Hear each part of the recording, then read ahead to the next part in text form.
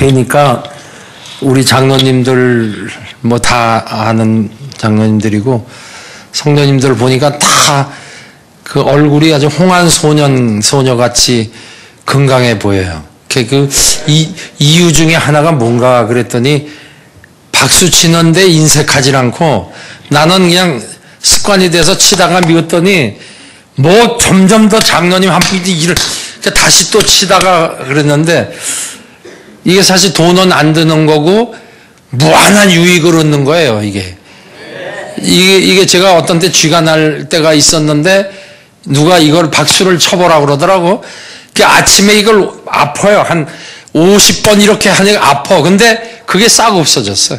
혈액순환이 잘 되는 거예요. 그거 좋지. 남 격려하지. 자기 또 기쁘지. 교회 가보면 오늘 우리 교회에서 1부, 2부 설교를 했는데 교인들더러 그랬어요. 날씨가 추워서 그런지 다 얼굴 표정이 부부싸움하고 온 사람들 같고 괜히 뭐 싸우려고 그러는 사람 같고 또 무슨 개돈 띄고 온 사람들 같아. 기쁨으로 여호와를 섬기며 감사함으로 그 문에 들어가고 하나님을 찬양하라고 그랬는데 우리가 기뻐할 이유가 얼마든지 있거든요. 그냥 너무 많아. 그냥 너무 기뻐서 시편 기자와 같이 어떻게 이걸 할수록 주체를 못하는 그런 이유가 있거든요. 우리 믿는 사람은 구원받은 거 하나만 가지고도 그렇거든요. 그냥 늘 그래. 내가 우리 여기 교회 21세기 거기 상동 21세기 교회 올 때면 우리 집이 오는 것 같아. 그래 우리 큰아들이 운전을 하고 왔는데 제가 오늘 어쩌다 보니까 교회에서 1부 2부 산울교회에서 재직 수련회 90분 하고 여기 왔어요. 그래서 이제 우리 아들을 데리고 오면서 이 21세기 교회는 무한 부흥 발전할 수 있는 전망이 있는 교회라고 그래. 우리 큰아들이 하나님이 어떻게 여기 이 아파트 숲에다가 이 교회를 놓고 또 교회에 대해서 저한테 들어서 너무 잘 알거든요. 저는 솔직히 얘기해서 여기 올 때 꼭 무슨 우리 이웃 아저씨 집이 가는 것 같아. 그렇게 그 하나의 우리 목사님의 목회가 그 속에서부터 우러나오니까 성도들도 그런 거야. 내가 보니까 오늘 장로님하고 또 얘기할 때도 손을 붙들고 하더라고. 야, 여자야 그렇게 못하겠지. 여자들한테는 뭐 여자들도 뭐 나이 적고 그러면 할 수 있지. 정감하는 거예요. 그렇게. 이 목회는 사실 종합예술이라고 하고 싶거든요. 설교만 잘한다고 되는 것도 아니고 진실하다고만 되는 것도 아니고 그렇다고 찬송만 잘한다고 되는 것도 아니고 전체적인 거 이게 균형을 잡아가면서 정말 이게 통전적인 지식뿐 아니라 그런 그 인간 관계에 있어서의 원만하게 이루어갈 때 정말 생각만 해도 위로를 받고 말이지. 그런 면에서 그 어느 교회보다도 이 교회는 행복한 교회라고 제가 생각을 해요. 표정에 그게 나타나. 뭐 우리 교단이 보수 교단이라 해가지고 어디 가면은 제 화난 사람들 가는데 여기는 오면 그냥 초두부터 벌써 쫓아나와서 차 이렇게 하고 이야 나 이리 이사 올 것 같아. 암만 해도 이쪽 근처에 아파트가 어떻게 되는지 몰라도. 그래서 꼭 무슨 우리 날 엄청 사랑해주는 형님 집에 가는 것 같고 그런 느낌이에요. 그러니까 우리 목사님 대외적으로 이렇게 볼 때는 설교 잘하시고 그 다음에 설교 잘한다고 하는 건 내가 부흥회 때 뭘 얘기하는지 알 거예요. 가르치는 은사가 탁월하다고 그래요. 더군다나 역사교육 강의를 아주 기가 막히게 난 들어본 일 없는데 그렇게 소문이 났더라고. 그런데다가 뭐 정말 여긴 돌격대나 올 수 있는 정도로 정말 제가 선전을 많이 합니다. 이 교회. 그리고 목사님 아주 밤을 새서라도 기도하면 그걸 행복하게 여기는 목사님이 이게 참 힘든 일이에요. 그런 거. 그러니까 교회가 잘못 갈 리가 없잖아요. 그러니까 하나님이 자꾸 일을 베끼는 거야. 금년에 우리 합동신학 대학원 대학교 총동문회장이 됐거든요. 그 하고 싶다고 되는 게 아니에요. 그러니까 여러분이 그만큼 원활하게 밑받침을 해주시고 또 이렇게 목회나 여러 면에서 본이 되니까 지금 우리 총동문회가 벌써 합신이 교단이 창설되고 한지 그래서 졸업생 수가요 지금 3,000명 정도 돼요. 3,000명 넘은지도 몰라. 그분들이 다 선교 일선에서 목회 현장에서 다 활동하는 분들이 활약을 하고 지도자로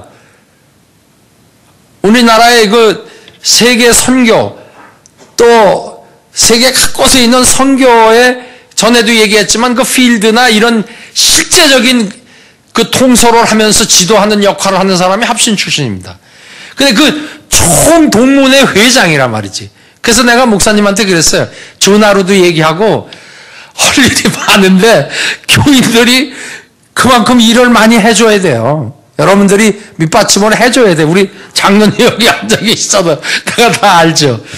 그래야 그게 여러분의 우리 교회, 그냥 우리 교회 이게 아니고 그거 세계적인 어떤 하나의 세계를 품고 정말 이 선교와 주님 오실 날이 가까운 이때에 정말 할 일 많은 이때에 이걸 총괄해서 하라고 지도자로 세우셨다면 여러분들 많이 도와드리고 많이 기도하시고 우리 합동신학교를 위해서도 여러분이 그동안에 지원 많이 하셨지만 우리 이사시죠?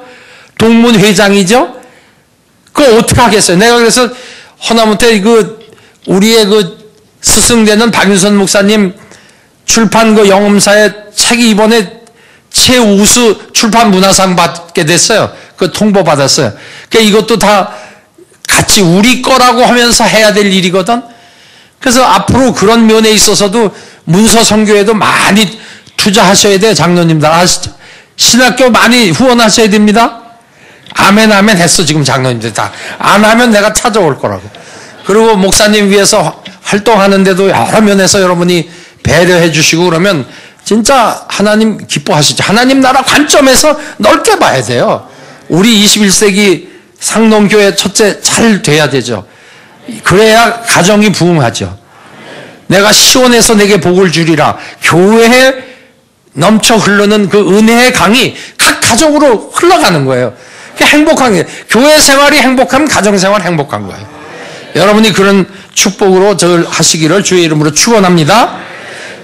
제가 사실은 여호와께서 기이한 일을 행하시리라 이게 제목이었는데 그 전화 받는 그 목사님이 부목사님이 영광의 일꾼 그거 제목으로 드렸다고 그래 확인을 하더라고. 보니까 이게 참 명칭이 너무 좋은 거야. 영광, glorify, glorification. 이게 참 기독교에 있어서 이 기독교는 영광의 종교거든요. 고린도전서 10장 30절에 너희가 그런즉 너희가 먹든지 마시든지 무엇을 하든지 하나님 영광 위해서 하라. 우리 삶의 목적 아니에요. 그죠? 동시에 우리가 지향하는 게 뭐예요? 구원받아 우리가 헌신하고 성화로 그래서 결국은 글로리피케이션 영화의 일이거든. 그러니까 이 복음 사역, 이 교회 사역, 여러분이 재직의 사역은 이건 영광 비즈니스예요. 이게 좀 영광 비즈니스. 여기에 투자하면 결과적으로는 영광이 우리에게 돌아오고 하나님께 영광을 돌리는 거예요. 그래서 이 제목은 진짜 잘 지었다. 오늘 기도원 성가대도 그와 관련해서 찬양하는 거 아닌가 성령께서 전 그렇게 받았어요. 아주 에이스들이 찬양한 것 같아요. 그런데 오늘 본문 사실은 2013년 오늘 초두에 서 있는 우리에게 아주 무한한 가능성을 과 소망을 주시는 그러한 메시지라고 할 수 있습니다. 여러분 그게 없어도 돼. 예. 그냥 하겠습니다. 나오지도 않아요. 그래요? 네, 됐네.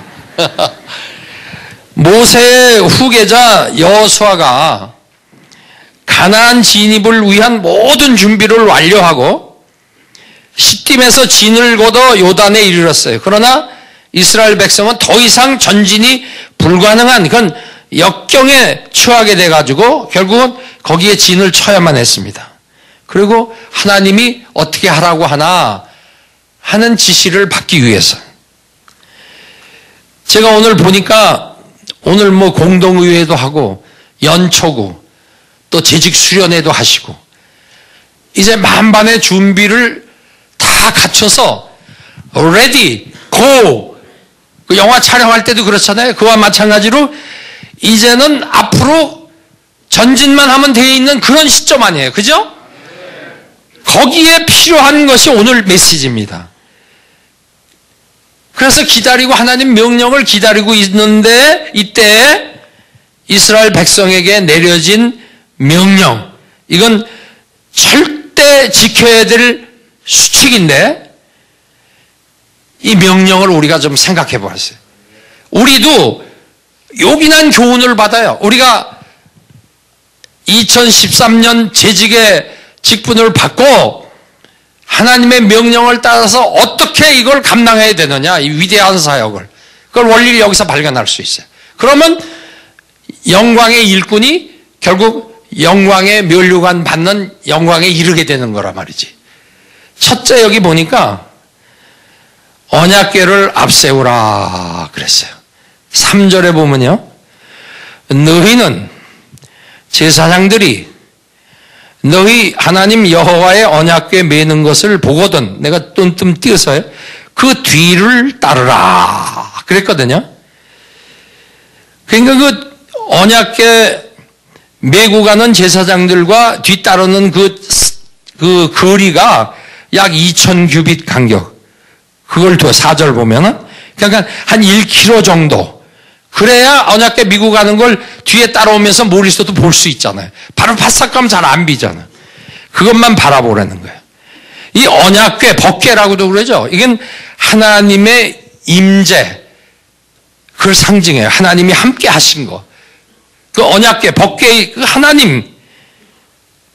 그러므로 이 법궤 앞세우고 따라가는 것은 능력에 하나님 따라가는 거예요.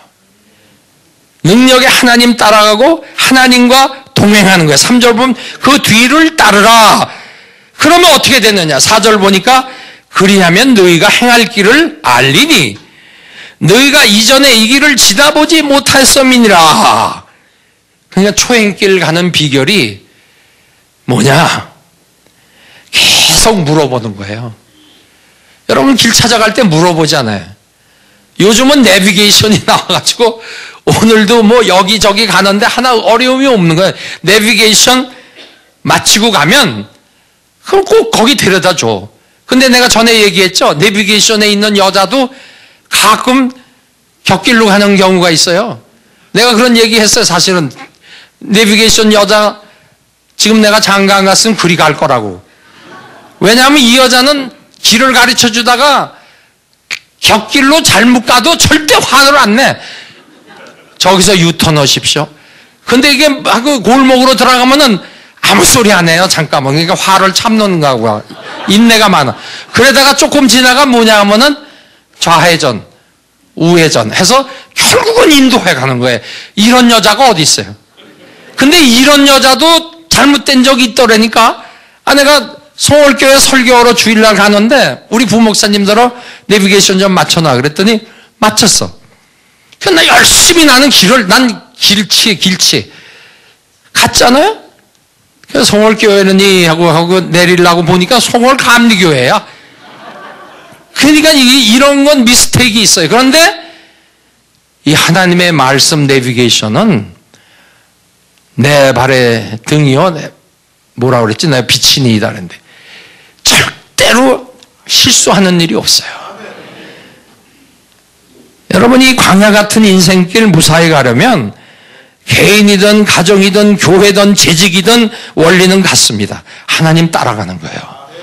여러분이 어떻게 섬길까 뭐 할까 하는 걸 성경에서 찾아야 돼요. 여러분이 아무리 머리가 좋고 사회적인 경험이 있고 판단력이 있고 그래도 여러분 자신이 판단하는 거는 잘못될 수 있어요.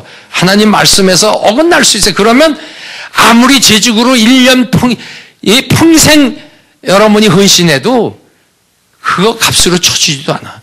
나는 너를 전혀 모른다고 그래. 끝판에가.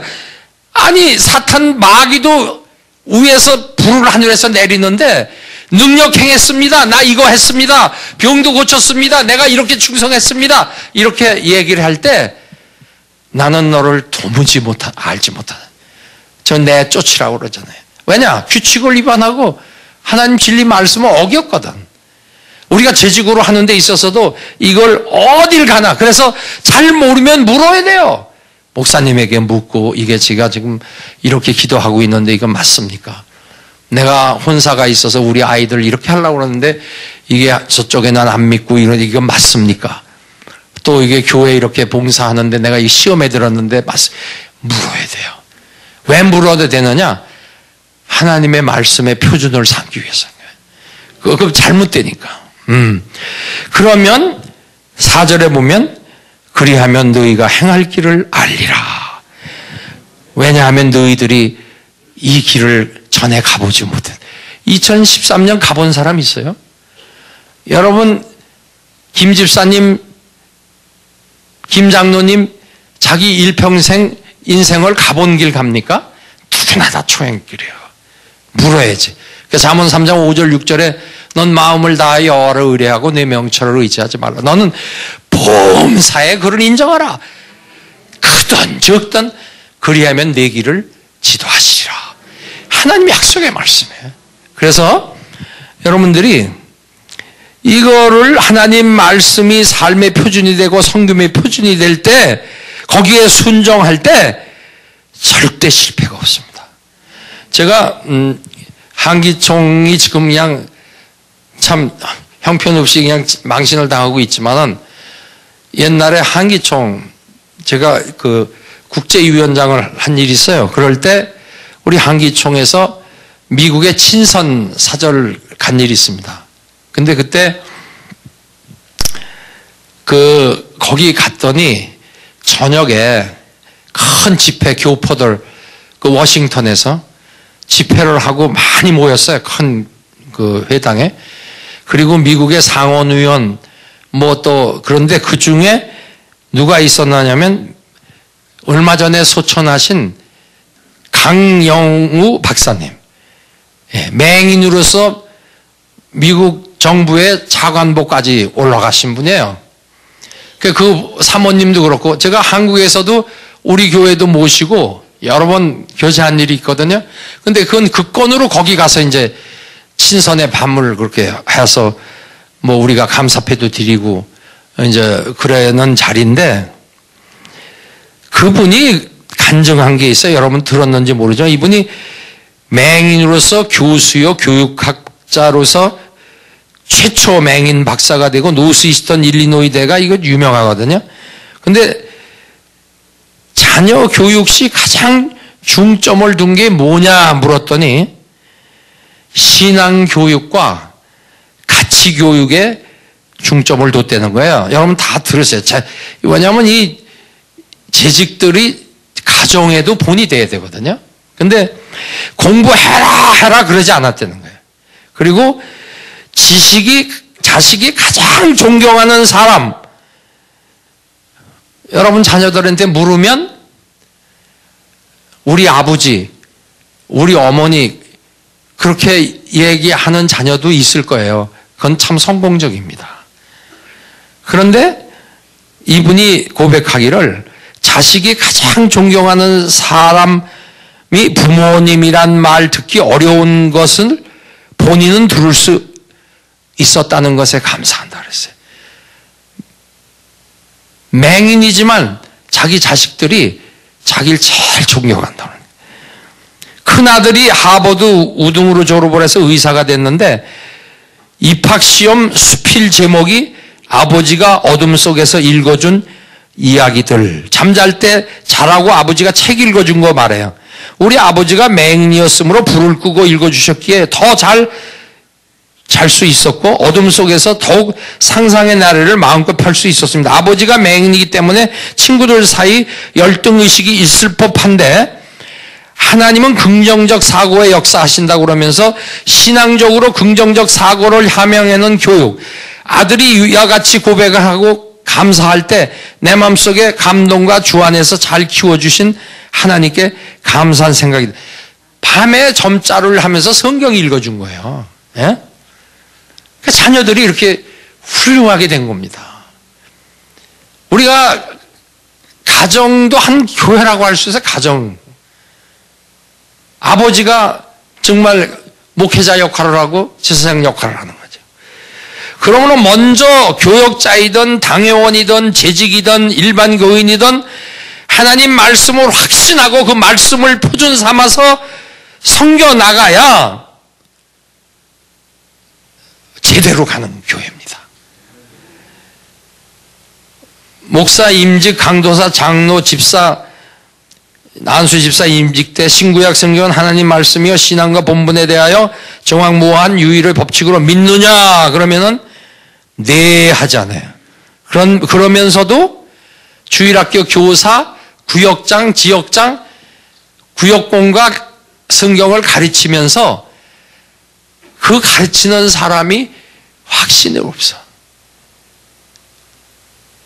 그런데 이 성경 말씀이 얼마나 사람을 변화시키는지 몰라요. 우리 미국에서 온 우리 손주가 초등학교 4학년인데 내가 여기서 얘기했는지도 몰라. 10번을 설교를 했으니 뭐 그 복습해야지 뭐.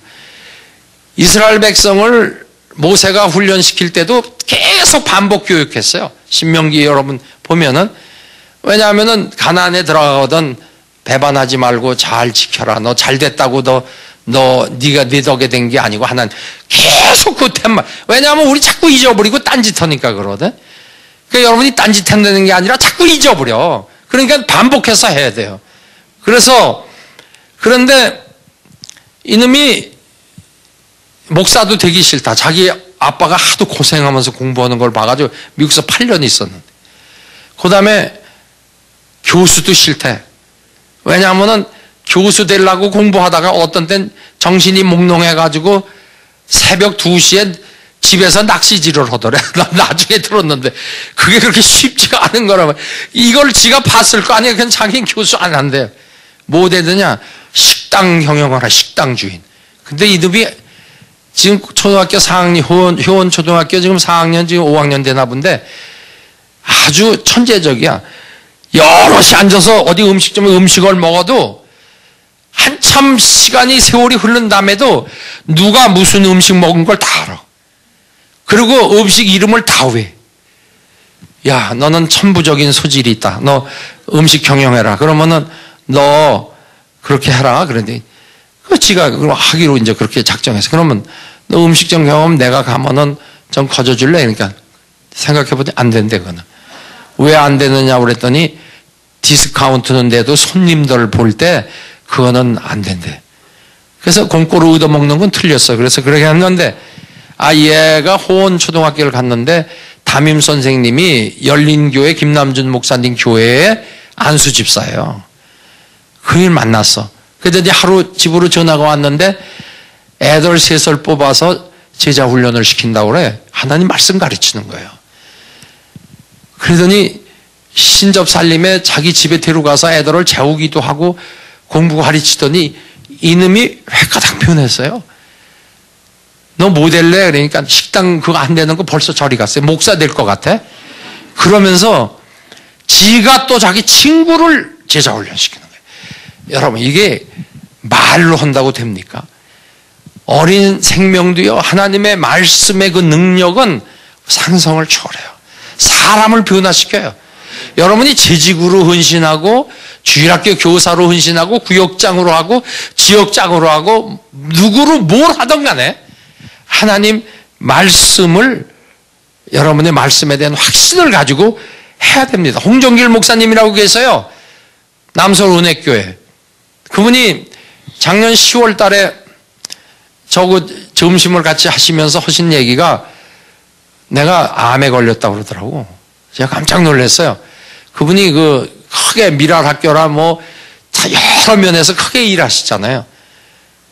그래서 내가 그때 들었기 때문에 하나님이 연단하신다고 오래 사실 텐데 우리 기도하자고 그래. 무슨 기도만 하고 제가 발설을 안 했거든요.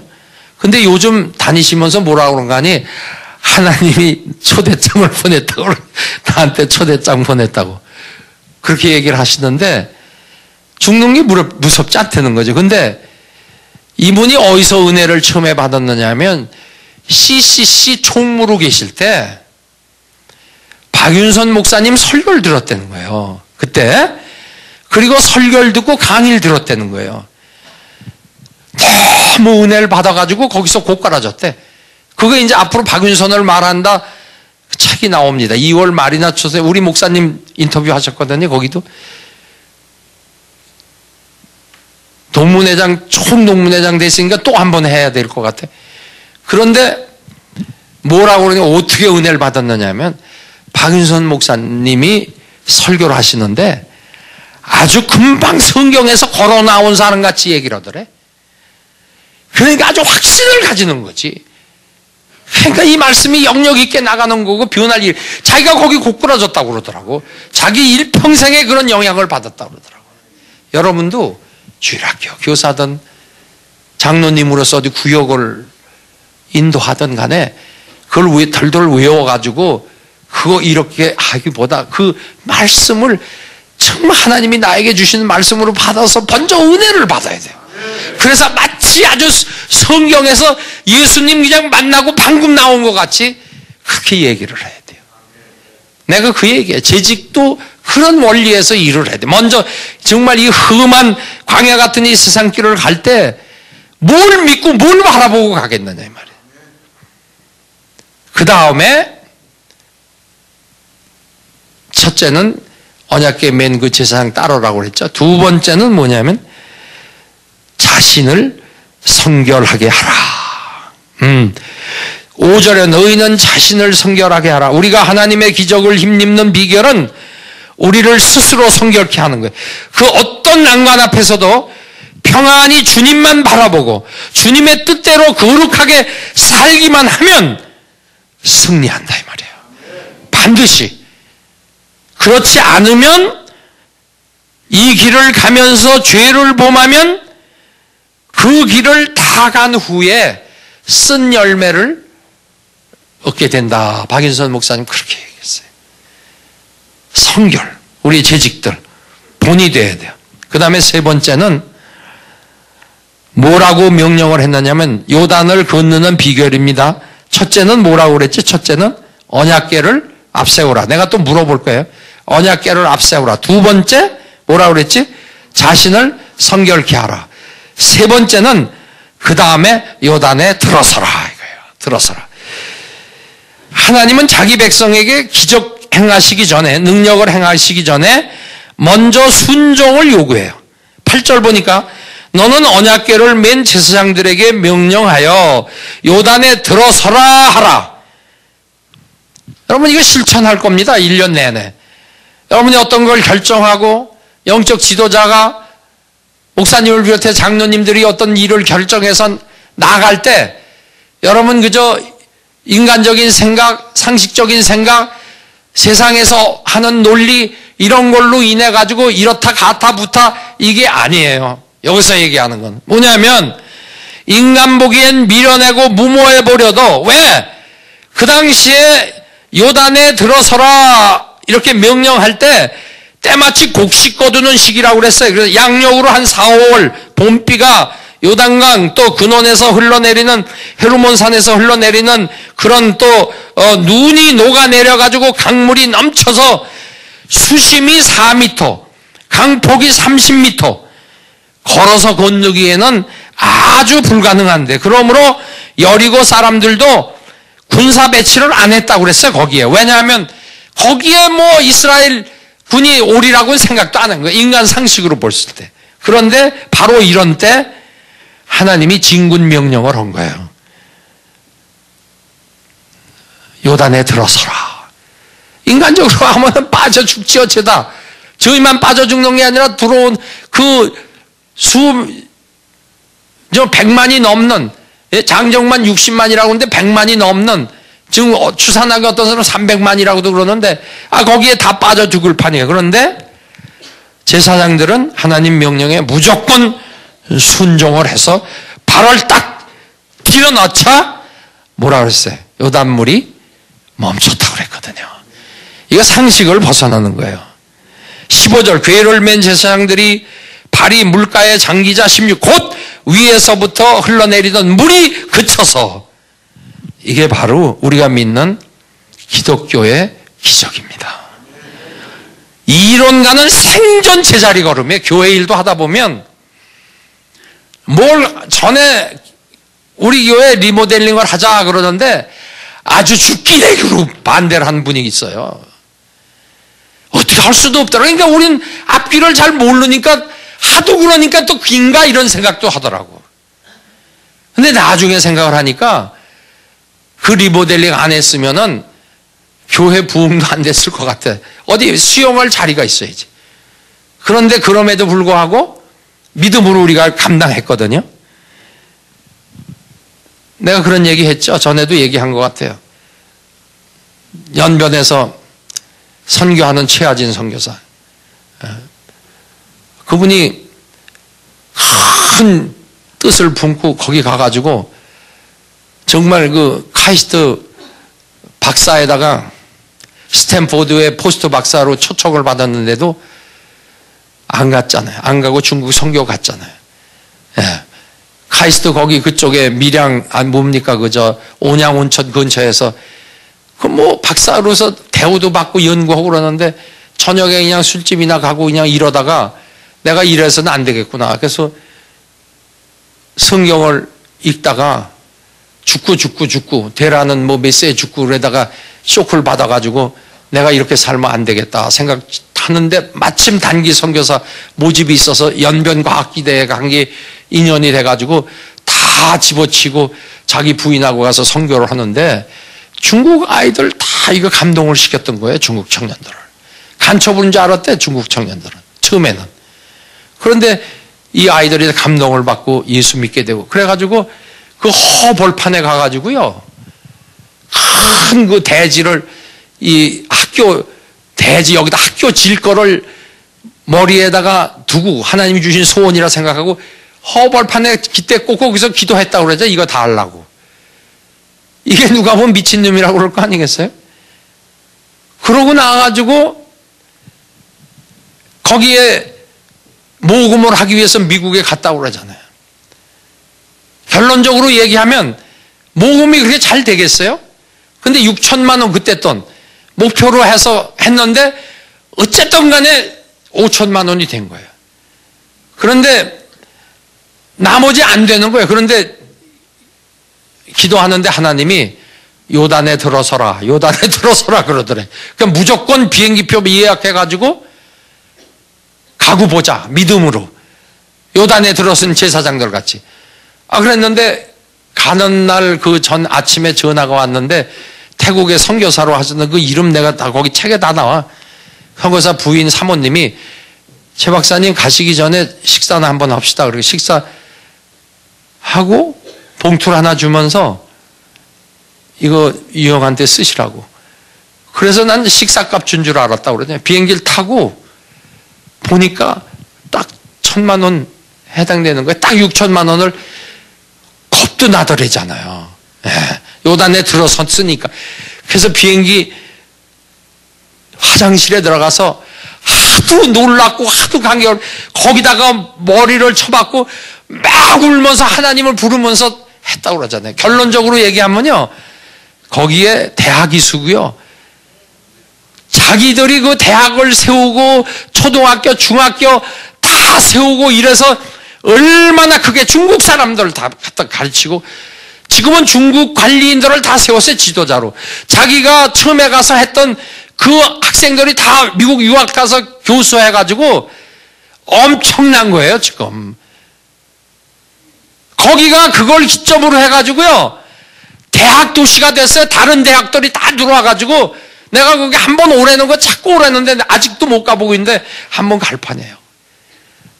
요단에 들어서라 하는 믿음이 있어야 돼요. 교회로 볼 때 하나님이 소원을 두고 목사님과 당회에서 어떤 결정을 해서 한번 나간다고 그럴 때 그게 하나님 기쁘시게 하는 거고 정말 하나님 뜻인 것이 확신이 있으면요 교회는 이론으로 되는 게 아니옵시다. 하나님이 하시는 거예요. 이런 믿음. 예. 순종의 축복이죠. 네 번째는. 우리가 순종의 삶을 살 때 하나님은 풍성한 복을 주시고 기적을 체험케 하셔요. 5절 보니 여호와께서 기이한 일들을 행하시리라. 구체적으로 누구에게 순종해야 되느냐? 하나님 말씀에 하나님께 순종. 신명기 28장 2절 내가 내 하나님 여호와의 말씀을 순종하면 정정하면 모든 복이 내게 임하면 내게 이르니 나 여기 이거 신명기 28장 너무 좋아. 신방 가서도 이거 해.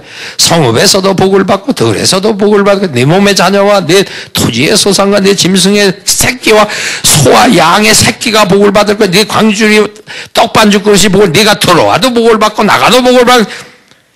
이야, 이 구약시대의 물질 축복은 영적인 신약시대를 내다본 거죠. 복을 받는 거예요. 내 하나님 여호와를 사랑하고 그 말씀을 청정하며 또 그를 의지하라. 그는 내 생명이시요 장수시니라. 하나님 말씀 순종 여부가 바로 생사화복의 문제를 결정하고, 즉 순종하면 축복이고 불순종하면 화를 받는다는 진리를 아주 중앙무혹하게 여기 말씀하시는 거예요. 그 다음에 누구에게 순종하느냐? 교회 영적 지도자들에게. 히브리서 13장 17절 여러분 많이 들었죠? 너희를 인도하는 자들에게 순종하고 복종하라. 여기 순종이라는 건 그 말씀에 순종하는 거고, 복종하는 말은 여기는 그 권위를 인정하라는 거예요. 그러하여금 즐거움으로 이것 하게 하고 근심으로 하게 하지 말라. 그렇지 않으면 너희에게 유익이 없다 그랬어요. 여러분, 박윤선 박사님 참 성경 박사죠. 우리 교단과 신학교의 스승이죠. 목사의 수고를 귀히 여기라. 데살로니가전서 5장 12절로 13절을 본문으로 해서 형제들아 우리가 너희에게 구하노니 너희 가운데 수고하고 주 안에서 너희를 다스리며 고난하는 자들을 너희가 알고 그들의 역사로 말미암아 사랑 안에서 가장 귀히 여기며 너희끼리 화목하라. 교회 지도자, 목사님, 장로님, 대표적으로 이런 분들 지도를 잘 받고 참 말씀 중심으로 이렇게 지도할 때 달게 순종하고 믿음을 가지고 이렇게 되면 하나님이 복을 주십니다. 예. 다스리는 수고를 하거든요. 영적 지도자, 특별히 목사님은. 이 다스린다는 말은 다스리라 하는 이 프로스메템이라고 하는 원문은 앞서가는지 앞장서서. 그런데 그 성경학자 박윤선 목사님이 이런 얘기했어요. 교회 다스리는 일은 늘 눈물겨운 일이요, 늘 피 끓는 일이요, 뼈 아픈 일이다. 그 누구에게도 말을 하지 못하면서 자기 속으로 혼자 겪어야 나가야 하는 고달픈 일이다. 이러한 수고를 하는 사람이 바로 목회자이다. 구원하는 수고. 히브리서 13장 12절 보게 되면 하나님 말씀 권위 배경으로 권면할 때 꾸지람도 해야 돼. 디모데후서 4장 2절. 그러므로 범사의 오래 참음과 가르침으로 견책하며 경계하며 권하라. 경계한다는 말, 견책한다는 말은 아주 꾸짖는다는 말이에요. 그거 하기가 싫지 않아요. 그 박윤선 목사님 그래. 사람한테, 교인한테도 꾸짖으면 또 누구 이렇게 잘하라고 꾸짖으면 10중 8구 시험에 들더래. 본전도 못 찾는 거예요. 칭찬은 좋아하지만 꾸짖는 건 누가 좋아해. 그런데 스펄전이라고 하는 세계의 세계적인 설교가 뭐라고 그러는 거 아니? 목사가 그런 구원하는, 견책하고 꾸짖는 그런 사역을 제대로 안 하는 거는 고든 낚시질 하는 거나 마찬가지라고 그랬어요. 그러니까 우리 싫은 얘기도 할 건 해야 되는 거예요.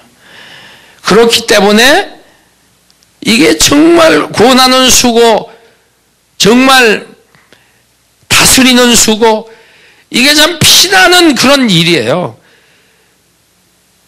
그러므로 사랑 안에서 귀히 여기라. 내가 왜 목사님과의 관계, 장로님들과의 관계를 얘기하느냐면 교회가 이런 관계가 잘 돼 있으면 편하고요, 평화롭고 의욕이 있고 이 일도 능률적입니다. 근데 하나라도 삐그덕거리면요, 제가 보니까 하나님의 일을 크게 그르쳐요. 그 책임 그 본인 그걸 잘 몰라요.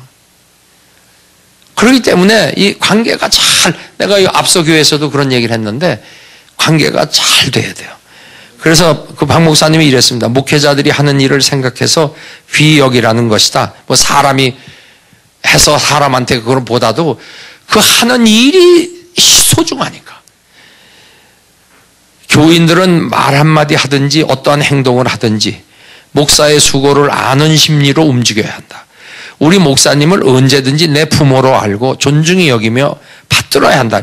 이분이 목사들에게 아주 쓴 얘기를 하시는 분인데 그분이 이런 얘기를 했어요. 그의 수고를 알아서 사랑 안에서 가장 귀히 여겨야 한다. 보통 귀히 여길 것이 아니라 가장 귀히 여기라고 했다. 과연 이와 같이 목사를 받들 때 그것은 교회로서 목사에 대한 책임을 하는 것이다. 교회는 이와 같이 행하면 결과적으로 상을 받도록 되어 있다. 수고하는 목사를 알고 그를 가장 귀히 여기는 것이 목사의 일에 동참하는 것이 되니 그것이 바로 교회로서 상 받는 일이 되는 것이다.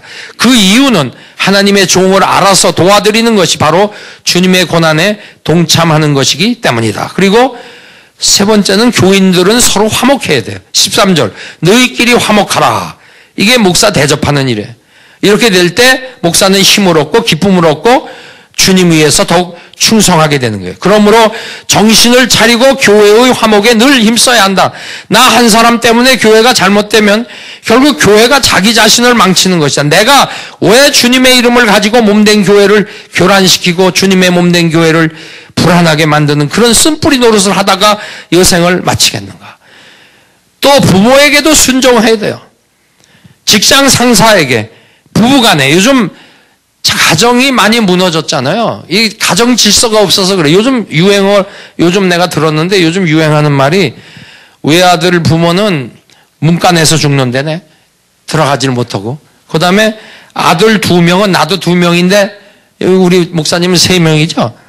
아들 2명 둔 사람은 길가에서 죽는데 서로 너 네가 모셔라 내가 모셔라 그러다. 그래서 딸을 낳는다고 그러는데 그 딸 하나 둔 사람은 부엌에서 주방에서 일하다가 죽는데요. 그러니까 집 문 안으로는 들어간 거지. 그 다음에 딸 2명을 두면 주방에서 일하다 죽는데 명품 가방, 루비통? 그걸 여기다 걸고 죽는데네. 왜냐하면 딸들이 엄마 수고한다고 고급 가방을 사줬는데 언제 가지고 나갈 때가 있으니 여기다 걸고 좀. 이러면 안 되지. 부모를 공경해야지. 하나님 공경하는 맥락에서 공경을 해야지. 정말 좀 뛰어넘어서 이제 목사님 나 5분만 더 할게. 그러면 이렇게 충성스러운 영광의 일꾼이 누리게 될 영광이 뭐냐? 이거 중요하죠, 여러분. 여러분이 이렇게 충성할 때 첫째, 권능을 입혀주신다고 그랬어요. 사도행전 1장 8절. 마귀에 의해 마귀 세력이 전도자에 의해 정복될 것을 성경도 예언했어요. 영혼 구원한다는 것은 사탄의 손에서 구출해내는 것이니까 하나님께서 마귀 능력을 제어할 권세를 주시고 사탄의 공격에서 보호해 주신다 이 말이죠. 모든 장애물 제거해 줘요. 저 사람 건드리면 안 돼. 이런 소리 우리 교인 중에 하는 분이 있다고 그랬잖아요. 전 목사님 목사가 대단해서 그런 게 아니라 하는 그 사역이 귀하기 때문에. 두 번째, 기쁨의 열매를 거둔다고 그랬어요. 시편 126편 5절. 또 뛰어넘어야지. 별과 같이 영원히 빛난다고 그랬어요. 다니엘서 12장 3절. 구령사업에 헌신한 개인이나 가정이나 국가는 오늘까지 복을 받고 가장 존귀 여김을 받았어요. 바울은 멸류관이라고 그랬습니다. 전도사역은 아까도 얘기했지만은 영광 비즈니스, 내세 천국에서 영광스러운 상급을 받아요. 네 번째는 직분대로 충성할 때 칭찬과 영광스러운 상급이 있다고 마태복음 25장 했어요. 그냥 쓸로 뛰어넘어요. 그 다음에 그의 후손이 복을 받는다고 그랬어요. 시편 112편. 여호와를 경외하는 자 그 후손이 복을 받는다. 박윤선 목사님 주석에 이거 있습니다. 누구든지 자기의 사후의 자손들을 행복되게 남겨두려면 재산을 물려주려고 노력함보다 친히 하나님을 잘 경외하고 그들을 하나님께 부탁하는 게 최고라고 그랬어요. 교회 섬길 때 가정에 축복이 있어요. 시편 128편 5절 시온에서 복이 온다. 사후의 상급을 바라보라고 그랬어요. 디모데후서 4장 8절. 이제는 후로는 나를 위해 의의 면류관이 예비되었다. 조금 더 불안이 없고 조금 더 불만이 없고 조금 더 부족함이 없도록 완전하게 하나님의 의를 받아 가진다는 뜻이에요. 예. 여러분 영광이죠 결국은. 예, 시간이 다 돼서 제가 더 이상 안 하겠습니다. 근데 영광 비즈니스, 하나님의 일은, 재직의 일은, 그 다음에 영광으로 끝나요. 하나님께 영광이요, 나에게 영광이요. 이런 영광의 일꾼이 바로 여러분입니다. 우리 모두가 일꾼이지만 그 대표가 여러분이에요. 앞장서서 선도에 나가는 분이 영적 지도자 담임 목사님과 우리 장로님들이에요. 먼저 여기에 여러분들이 잘 따르시고 말씀 중심으로 이럴 때 하나님께서는 여러분에게 무한한 영광의 상을 주실 것입니다.